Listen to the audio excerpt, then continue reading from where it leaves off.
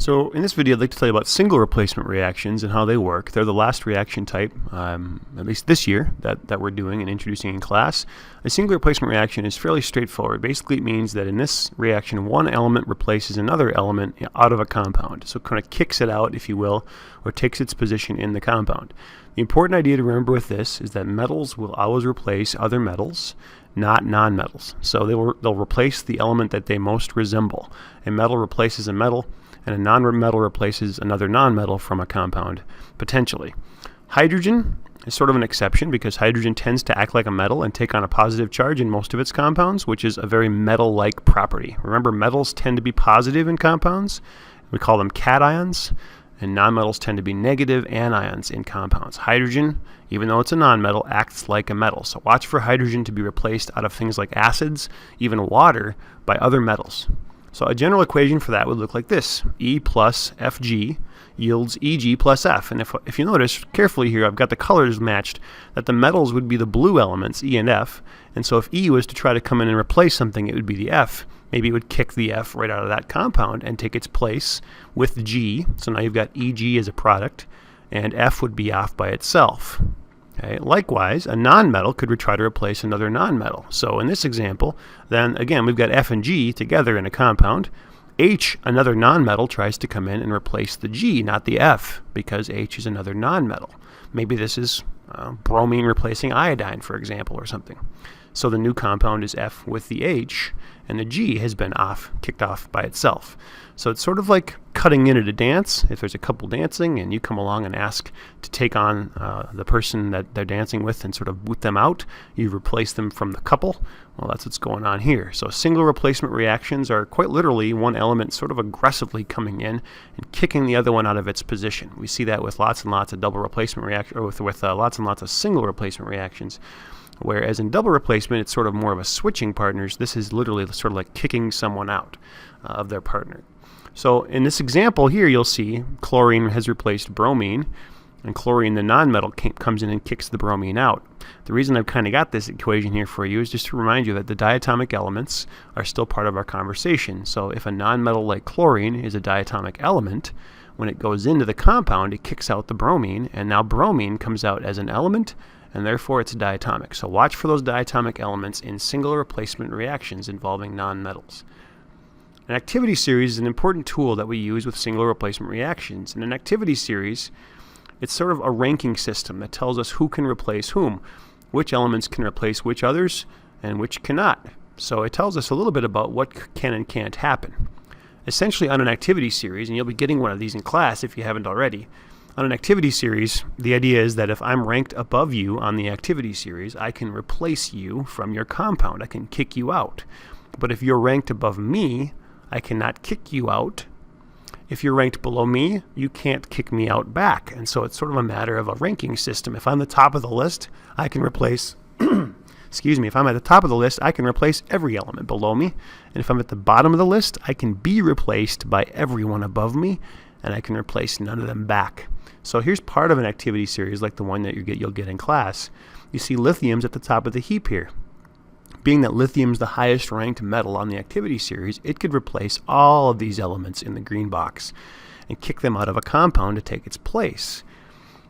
For example, if we look toward the middle of this list, aluminum, there's about 15 elements ranked below aluminum that it could replace from a compound, but there's also these 6 ranked above it on the list that aluminum could not replace. So when we go to look at whether a reaction is even possible, we'll be using our activity series. Remember, with double replacement reactions, we tend to use solubility rules or a solubility guide to help us determine which reactions can and cannot happen. Here we'll be using an activity series to do the same thing. Now you should have a sheet from class with some examples on it. I want to just run through 3 examples and sort of show you some scenarios for this. Lithium and aluminum chloride in the first example, and this is question, at least on this particular question page, number 21. If you don't have the page, then just copy these equations down as examples into your notes instead. A lithium, in this case, lithium trying to replace aluminum chloride. So let me turn my pen on here, and I will follow along. I'm just going to show you how to run through this on the page. All right. So lithium is trying to come in and take over the position of either the aluminum or the chlorite? Well, obviously, aluminum's a metal and lithium is a metal. They're both on the left side of our periodic table, or at least left of the staircase line. So the lithium is attempting now to come in here and kick the aluminum out. The question is, can it? Well, go to my activity series, and here's lithium at the top of the heap. Remember, lithium can replace every one below it. Here's aluminum far down the list below it. So sure as heck, lithium can replace aluminum, and we can go ahead and say that it will replace aluminum. When that happens, aluminum will get bumped out of the compound, and it'll be a metal all by itself.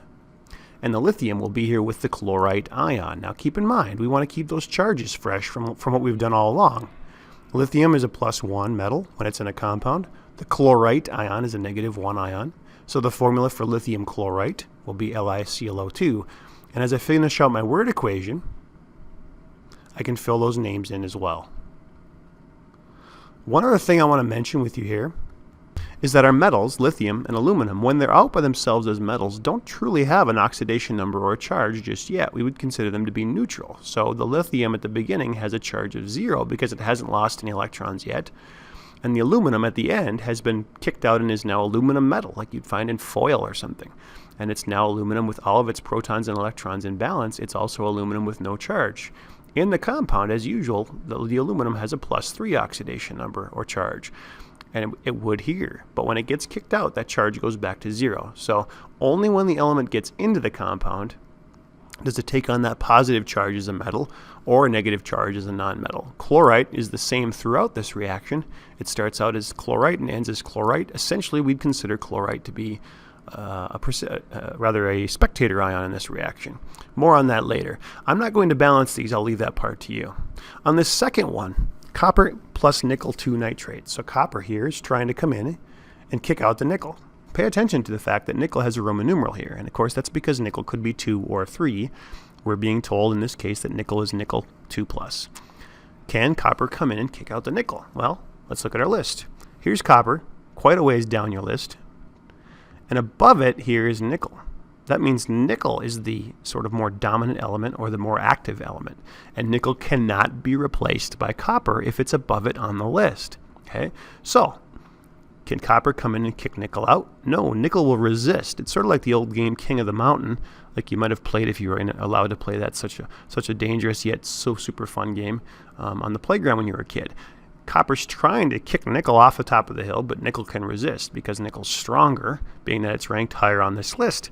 So what's going to happen? Nothing. We just go ahead and say no reaction here because that reaction can't occur.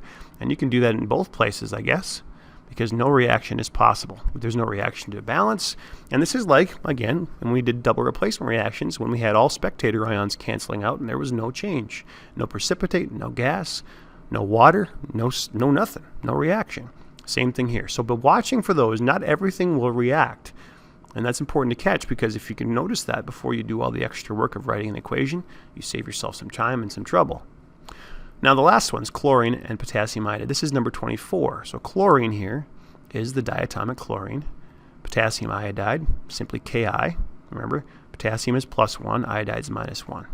Now remember, our rule is that nonmetals tend to replace other nonmetals. So chlorine, being a nonmetal, will try to replace the nonmetal of potassium iodide.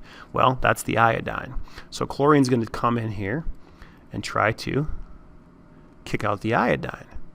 Can it? Well, we don't have an activity series for nonmetals. I'm not going to give you one. It's a very short list. The basic idea is that the closer an element is to the top right corner of the periodic table, the more active it will be.